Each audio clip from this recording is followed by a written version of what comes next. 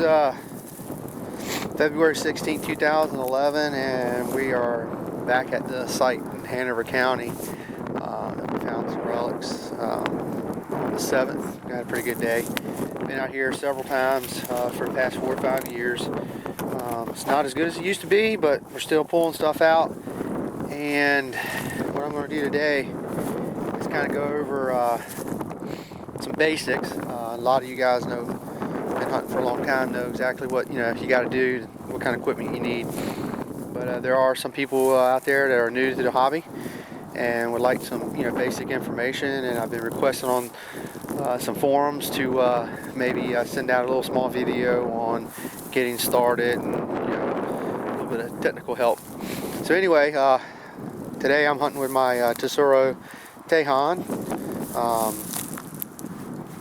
To me, it's a very simple machine, but you got to listen to different sounds, and you don't have the digital readouts like the Mind Labs and the whites and stuff like that can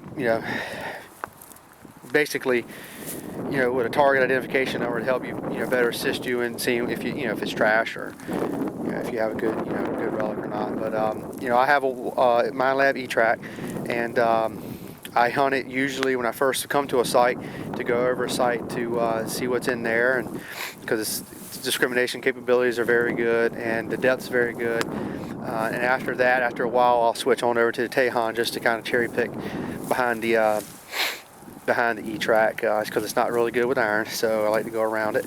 Some of the equipment I use, I got a little, basically like a Lesh digger, but it's a Mind Lab. I got from a contest. I got my camera case. I got multiple little, basically little storage things. You go get them from Lowe's. They're about $3 a piece. I got one here for trash. And I got a nice one here, a zip up one with a couple little compartments in it. But for the better relics. And I got my Garrett pinpointer, holster there for that. I wear knee pads. This is something I just started this year. It has helped. I ain't gonna lie to you, especially when the fields are frosty and muddy, and you don't want to get your knees wet and cold with the wind blowing like it is today. So I like them. They're like $19 from Lowe's. AWP. They got the gel. So when you kneel down, it is just a lifesaver to me. And being out in the woods with the roots and stuff is very nice, and especially around here. There's a lot of bogs and swamps and ravines and stuff that we get into, so the ground's usually wet all year. It's just something I started this year, but I do like it. I carry a towel, wipe my hands, got my gloves, got my headphones, which is standard. The shovel I use is the old Ground Shark. Very nice. It's lightweight, and she goes through some roots. She'll tear some roots up out in the woods, but it's real light. I can kind of just throw it over my shoulder, and I got something tall enough where I don't have to keep bending down to get to the relics. A lot of people use the folding trench shovels from World War II. They're nice because you can just flop them up on your shoulder, but then again, you got to get down on the ground a lot to retrieve the relic and dig the hole. Where here, I can just kind of stand up, pop it, go back over my detector and see what I got. So that's some of the basic equipment I use. Like I said, I got like a harness system, with shoulder straps, suspender type straps that I put around.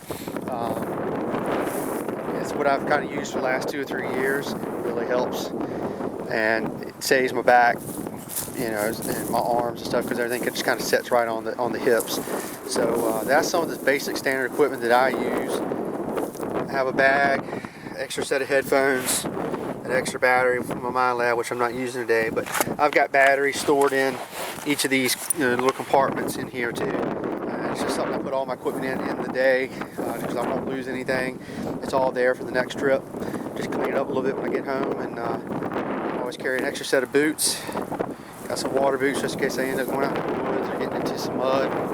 Some bottoms like we have right over there is a good wet bottom. And over yonder here in these woods is really wet. There's a lot of relics back in there. But last time we were here, very windy today. I'm sorry about the noise. But last time we were here, we were hunting right along this road. And I was actually out in the middle of that field. But I came over here and started gridding. And there's a lot of trash. I mean, you can imagine back and forth with farm equipment for years and years and years. And you know, over here is a period house from the Civil War that was actually a hospital site during the Civil War. So, but this road has been used by local farmers for many years, according to the landowner. A lot of iron, a lot of trash, a lot of debris. But I got over here, and there's my uncle way down there. But I got over here and I started cherry picking some minis out of here. So I'm going to hunt right along this road and kind of grid up and down this road to see what I can find. So when I talk about gridding, I'm going to take a certain area right around this curve here, and I'm just going to work a small area and go down parallel with the road, and I'm going to come back perpendicular to the road and kind of go out maybe 20 yards, and then just my pattern basically will be a checkerboard when I'm done. So I'll see what I get, and I'll keep it low to the ground. Here's a little panoramic view, 1864 battle site. And I hope this little bit of information helps everybody. And I'm going to suit up and get digging. Thank you very much. This is Wes in Virginia.